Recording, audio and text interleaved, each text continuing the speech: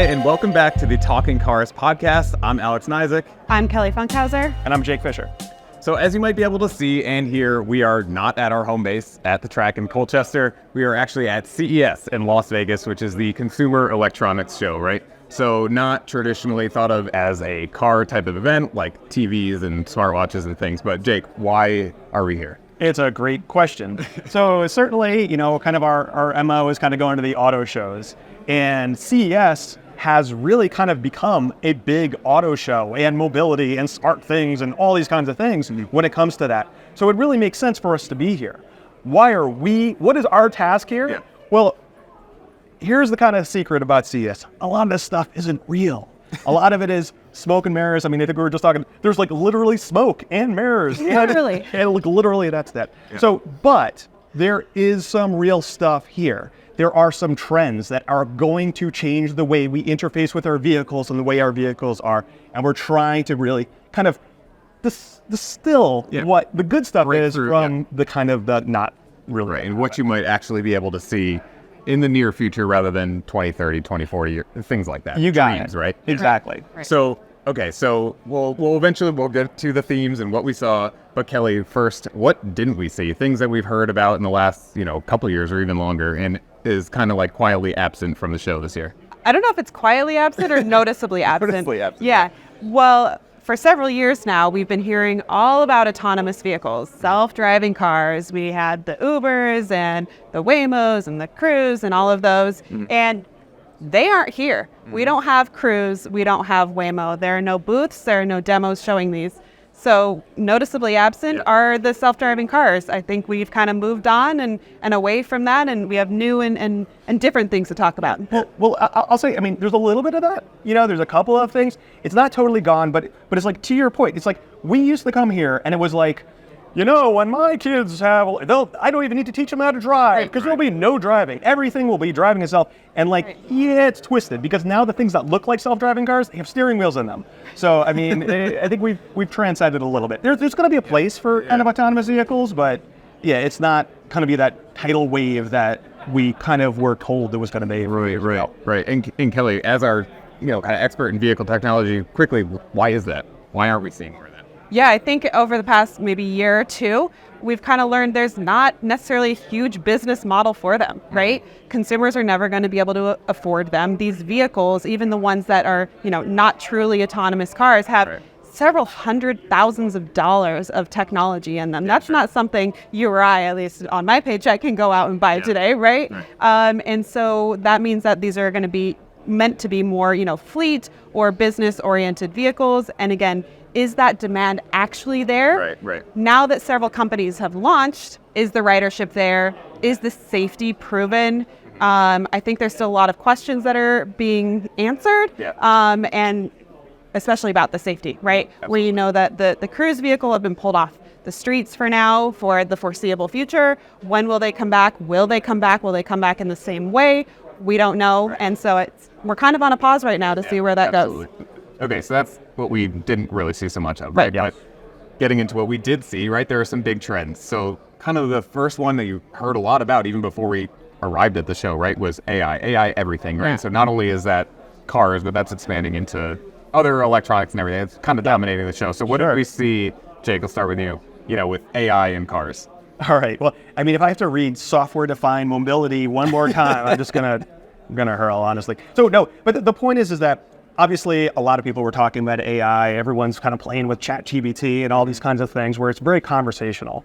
And for anyone who has an experience talking to a Siri or an Alexa or something like that, compared to the horrible voice controls that a lot of us experience in cars, there's a big gap. Sure. So there's kind of this hope that maybe generative AI and more of that conversational language could change the way we're interfacing with our vehicles. And of course, we see these giant screens in our cars. Maybe they can make that a little bit better. So that's the hope. And I think we're seeing a little bit of that, but not nearly as fast as I would hope it would be. Yeah. I think we saw some positive examples and maybe some less promising examples of these things. I don't know. What did you see, Kelly? Right. So, again, a lot of this is still to come. We're not seeing it in the cars today. We have seen some improvements over the past several years with the voice controls in vehicles. You don't necessarily, for most cars that is, have to use set phrases and in a set order and know the special language to use the voice command system. We've moved towards more of the natural language processing, which in a way is AI, right? Sure. It's trying to interpret what you're saying in a natural way. But and to that point, it's really interesting because to a lot of people, it's like, oh, ChatGPT came out, like AI just was invented yesterday. Yeah. And the truth is that car companies and a lot of products have been using this type of technology for a long time, and a lot of different text on your phone has been using it for Absolutely. quite a while. Great. That's a good example. Just in a different application, right? Yep. Totally. I mean, totally. for me, at the vehicle level, here at the show, I think I was really excited going into the Mercedes booth to really see what they were going to do with their next version of the software in the cars, right? And kind of our experience was this like generative AI demonstration, and it kind of just created like a pretty background on the screen and wasn't really of any use or utility, right? There was that one area where, so like, album art gets me because like I'm sitting there driving, and I gotta admit, I like to know the name of the song that's playing. And who, right? But the picture of the album, not as much use. The picture of the album this big on the screen, not as much use. And then I guess the Mercedes-Benz, they were very proud that they would actually make the album art bigger by pretending to guess what else they would draw outside of the album art. Right. Not super useful when you're so driving a car. That's a great example, right? So we're seeing this idea of using AI and generative AI in vehicles, but are they using it in the right way that's actually useful and wanted by consumers? Maybe not so much. I went to a couple of booths this morning, and some of the more promising ideas using AI that I saw were really related almost to the navigation system, right? So currently, most map apps can do, find me a charging station or fuel station or restaurant, whatever, either near where I am now or near my destination that I have set. Well, what if, and what we saw today is this idea of the AI can see, use the range that is real time in your car and say, well, maybe about halfway is where you're going to get the more optimal charging speeds, because you might want to go from 20% to 80% rather than wait till you're totally depleted. It can kind of predict, all right, also, I know based on you and your history, you like this type of a restaurant. I found you a fast charger that has that restaurant in about this many miles. Along the way, not just here or there, but kind of at that time when you really want it. So that's some of the more promising stuff. Again, it's not here yet, but hopefully that's more useful than making album art the size of the entire car. This is the job right now of my teenage son. I'm like, find me a Dunkin' Donuts along the way, and figure out when to order it. Yeah, I mean, it's a complex thing, but you're exactly right, because you go, and everyone probably has this experience with any type of GPS. Find me a gas station or find me someplace to eat. And they're like, oh, the closest one is here. You hit the destination. Oh, do a U-turn because you passed it. That's not helpful. Right. Exactly. And it's just like one list of a bunch of gas stations, and like you've initiated the process with the voice controls, right? But then you kind of got to go in and like figure out where they are. Stepwise and is it 3 miles along the way or 3 miles into town? Yeah, right. Exactly. One thing I saw that was pretty promising and a little bit more down to earth was actually at the BMW booth, right? So they are, again, using this generative AI, large language models, right? Bringing that into the car. And they're starting a little cautiously, which is actually good to hear. They're not just gung-ho on we can do everything and we're going to do it. They're actually using it to let you talk to your car about the owner's manual, right? Which is actually something that we always are telling people, check your owner's manual, right? So this makes it easier. You're in the car and you're confused about something in real time. In that moment, you can say, hey, whatever. What are some interesting features of this car? This car has many interesting features, such as the BMW curved display and augmented view. Tell me about So there's an important nuance to this specific example, and I experienced this, funnily enough, this morning as well.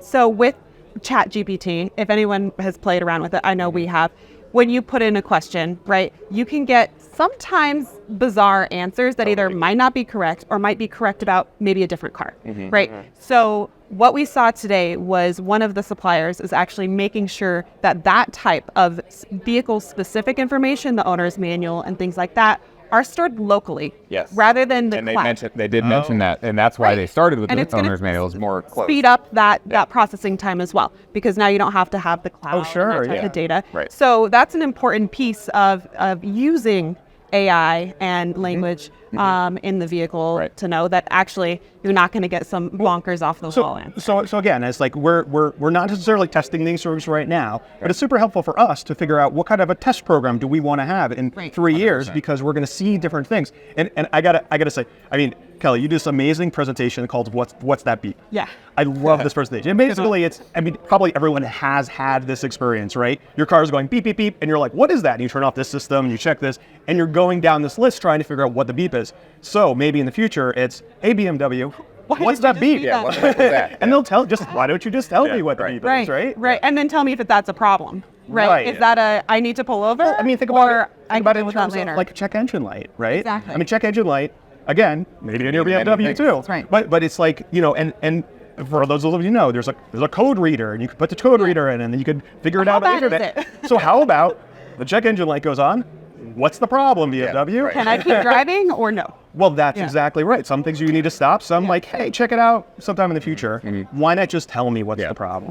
Right. Exactly. So, okay, so that's AI, right? Yes. Positives, negatives, here, there. Hopefully soon. There were some other themes, right? And I think, of course, in the last, 5 years-ish, I mean, coming out with your EVs was the big thing, right? But now, like, EVs are starting to become more established, and it's almost like, especially at a show like this, it's not enough to just say, hey, we have an EV. It's, what else can I do with it? Now that we know what an EV is, the skateboard platform, all the new space, what are we going to do? So I think we saw some concepts, right, Jake, on what we're going to do with that space. So I would say, for the most part, I mean, look, a lot of EVs that we see right now are there's a lot of technology in them.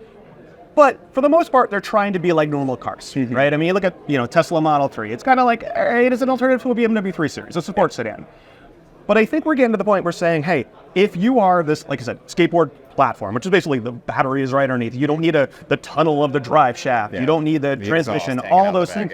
There's a lot of opportunities. So we were kind of saying, like, what does that mean? Now, one thing I think EVs have done for us is they brought back, like, the wagon hatchback, right? They was, like, really uncool, like, everyone had a sedan. Suddenly, like, every EV, it's cool to have a hatch. I like that. I'm happy with that. Another car type that's kind of, like, very uncool right now that bothers me is minivans. Yeah. Minivans, for everyone who has them, they love them. They're so space efficient. Once you experience it. Yeah. But I think they're going to come back for EVs. We saw, I mean, obviously Volkswagen's been talking about the ID bus for like a decade now, but we're seeing concepts from Kia, we're seeing concepts from Honda showing, look, you got this flat floor, you could, it goes back to like these little shuttles, these autonomous shuttles. Well, why not just do that with a steering wheel? Yeah. Have a really nice lounge, comfortable room for someone that's able to be done by having an EV. The other cool thing we saw was Mobis, I guess it was, division of Hyundai, and they were saying, well, again, if you've got motors on all four wheels, why not make the rear wheels steer too? Right. And they were doing some really neat tricks where you could have the car spin around, or they all park spin, ways. You can independently, go right? sideways. The crab. The crabbing, parallel parking. I mean, again, I just like the fact that we're thinking about it, saying, you know what, you could never do that with drive fast. Correct. Would not work. Yep. But why not? Yeah, it's kind of allowing this opportunity right now to reinvent the interior experience, right? You've got the flat floor, more usable space, and then also just the utility of the vehicle, right? So now you can have a vehicle that really works for you in a way. There are more options, and we even saw a concept that I think they called it the modular vehicle, right? Where you can change up some of the interior features. That was key to it, where we're like, you pop off the pickup truck, you make it a van, or you make it a bigger van. So make your car work for you. Right. Yeah, I believe you said the ultimate utility vehicle, right? Exactly. Yeah. We should come up with another acronym. That's what this is all about. One thing I really loved about the Kia concepts and what they showed is you talk about making a room, right, for yourself, and making all the space. The dashboard completely flat on this van and kind of designed to be like a work surface, and the steering wheel flipped straight up and then turned into a desk lamp, and like total concept type thing, right? But kind of a little silly, but pretty interesting, right? But kind of doable. Yeah, especially with the electric platform and steer by wire. Exactly. Allows you to do stuff like that. Yeah, absolutely. All right, and another thing that we saw a ton of is giant screens. More screens. I mean, that's nothing particularly new, but it just keeps going and going. I mean, there were screens in your bumper for some reason, right? So what are we doing? What can we do with that? What should we not do is put them in your bumper. Don't put them. That sounds like a very expensive fender bender. That's a pretty low-hanging fruit to just not do. But Right. Yeah, the screens. I mean, we walked into this building and the entire foyer was a 3-floor tall screen, right? And Real stimulating. then you go into the showroom and they were, full length and width of the cars. There were Right. screens everywhere. Door to door. Yeah. Yes. So what are they using the screens for? They're putting everything in there because, of course, the software-defined vehicle, software all of the future, all that the was stuff, last year's right? buzzword. That was last year. Sorry, I'm bringing it back. So, the ability to have over-the-air updates. If it's software, you can do that. If it's hard button, you can't. So that's really what's driving the push for the bigger and screens everywhere type of stuff. But we know with screens comes either usability issues and also potential distraction. And what we did see here was a lot of companies trying to say how they're going to monetize and add things into these screens, whether they're ads or things they can sell and things like that. And that is potentially concerning. So hopefully we see a little bit more usefulness stuff and not just ways to It's make not money. so much a consumer need, it's more of a revenue need for some of the companies that are offering these. And I think one of the things that was really disappointing about it, because you have all this real estate across the dash. And I know, anyone who drives a car, you're like, again, I want to see what radio station I'm listening to, and I want to see my speed, and I want to see my... So it's like you have more screen time. Makes sense. You can show those things, but they're not showing it for good. It's like... And I think maybe the most disappointing thing is you think about nav.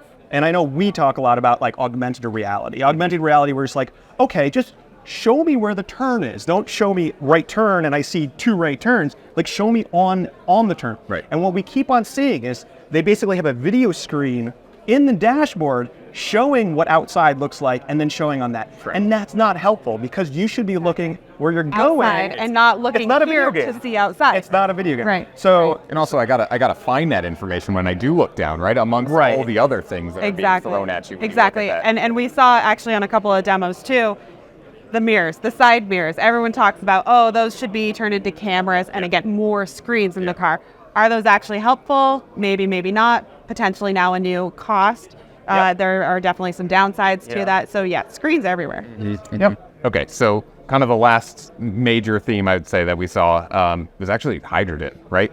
We saw Hyundai talking a lot about hydrogen. They had this whole exclusive presentation that we had to like wait in a giant line just to get in, right? So what's that all about? It's a real thing. Yeah. It's just not ready now. So, I mean, I know we've been talking about, we tested the Toyota Mirai hydrogen vehicle a couple years ago. Yep. We looked at doing, more hydrogen vehicles, and just in Connecticut, near our test track, there's just not availability of hydrogen. Here's the issue, and I got to say I was a little cringing a bit because when Hyundai was really talking about hydrogen, they're like, instead of coal, you'll have hydrogen. Hydrogen is not really a fuel. Hydrogen is really an energy storage. So the way to think about hydrogen fuel cell vehicles is really just like a more advanced battery that you can charge really quick. So it's really just a way to store that energy. But it's like when you think about the problems associated with battery electric vehicles, anyone who owns them, it's sitting there charging. And yes, they're a lot faster. But the truth is that if your storage energy is really hydrogen, you can fill it up quickly and have that long range and actually have a lifestyle that's more like today, where you go to a fueling station and you stop in the convenience store, you go to the bathroom, whatever, and you go on your way. So we saw trucks like that.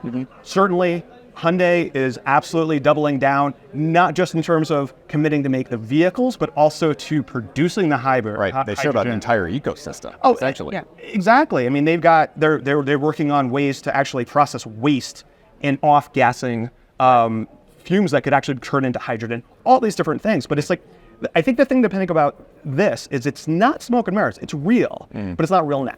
Right. It has a different use, right? So like you said, trucks, those long haul vehicles that need to go lots of miles that also need to refuel or recharge fast, right? There's a new solution, or not new, it's been around for a while, a solution for those. But I think that we're still in this issue with the infrastructure for personal vehicles. So you mentioned we had, some of the vehicles. I remember we also had the Hyundai Nexo several years back, right? In Connecticut, there was one hydrogen fuel station, and it took the entire range to get there and back. And so that's going to be another issue, just as it is with EVs, which are getting better. Same thing. We need the infrastructure for them. I think there's a use case for the longer haul, the bigger trucks, things like that we're not ready for personally owned vehicles. I know, one of the benefits of EV over hydrogen right now is that I can plug in at home. Absolutely. I can't do that with hydrogen, right? Correct. So I have to go still to almost, a gas station, a hydrogen station, and fuel up and find the time for that. Whereas at home, I can just plug in and it's ready to go. So, I mean, I think the right way to think about this is it's not a race and there's going to be a winner. This is not beta in Different use VHS. Wow, I'm dating myself. But I mean, it's exactly. It's going to be and. Yes. So, I mean, you look at where we've been and like 100 years ago, there was like EVs and they didn't work out and then they went to gas and then diesels and now diesels are gone. It's full circle. Yeah. It's going to be an assortment of different technologies in the auto industry. So, I mean, right now, obviously look at our test cars, right? We got plug-in hybrids, we got we got gas cars, we got hybrids, we got EVs. There's gonna be certainly There fuel could cell in even the be future. hybrids between the hydrogen and the battery. There's different opportunities there. Correct. So it's exciting, and I think they're going to be, and actually the automakers that are going to be poised to actually benefit are the companies like Hyundai who are really investing in all these technologies, as opposed to you look at a General Motors who's like, all right, we're all electric and we're going to stop doing hybrids. Right. They're going to have to get back in that because I think all these technologies are going to continue to. I think keep all the cards on the table. Absolutely. Right. Yeah, and so before we wrap up here, I do want to hit on some of the kind of individual vehicles that we saw, and actually a theme in a sense with some of the EVs, right? Because we know that EVs they're really heavy, right? And that causes a lot of problems. So I did hear some things, particularly from Honda and Mercedes, that as the EV enthusiast, I suppose I'm excited about, because they're talking about making things thinner, lighter, more efficient. Yeah. Mercedes showed this it's a CLA electric concept, right? So this is actually something that, it was a concept here today, but it'll be here sooner rather than later. It's not 2030, it's more like 2025, right? But they're talking a lot about making the vehicles more efficient, getting that consumption down, lowering the weight. Honda showed these two pretty interesting EV concepts that, and again, they are concepts. You're kind. Yeah. Well, one of them was a minivan. The other Well, one, the minivan, I'll give them that. the other one yeah. kind of looks like a Lamborghini Countach, but I was thinking Dabla. yeah, exactly, a little bit of both, but they're talking about lightweight, being efficient, right? Yeah. And trying to get that stuff down. So I don't know what you thought about that, but it excites me a little bit. Yeah, I think it's kind of the next generation in the technology, right? We heard that they're even changing the shape of the battery cells, right? Yeah. From cylindrical to more square and rectangular, flatter right? So cells, they bring can the weight fit them in tighter, bring the weight down, all of that. So I think, we're kind of in this exciting moment of, revolutionizing kind of the battery, and it's going to bring the size down and make them more efficient. Think about gasoline engines over the last 20 years, right? It was commonplace just 15 years ago for a mid-sized sedan to get 21 miles per gallon, now 32 miles per gallon. Right. So, they're definitely making things more efficient in terms of the usage of the battery and the battery themselves, charging faster, making them smaller. There's also, let's not forget about solid-state batteries. A lot of people are talking about those. That's has a lot of promise to make it lighter, more efficient, all those different things. Right. So they'll continue to improve, as will other things. Look at, again, going back to the fuel cell vehicles that you're using hydrogen, they've gotten 95% of the cost out of it in just about 10, 15 years. Right. So it's going to continue to evolve all of these technologies. Yeah. Much faster than diesel and gas. Yeah, yes. All right, so that's going to do it for this episode of Talking Cars. Thank you so much for watching. And as always, if you have any questions, submit them to talkingcars@icloud.com, and we will see you next time.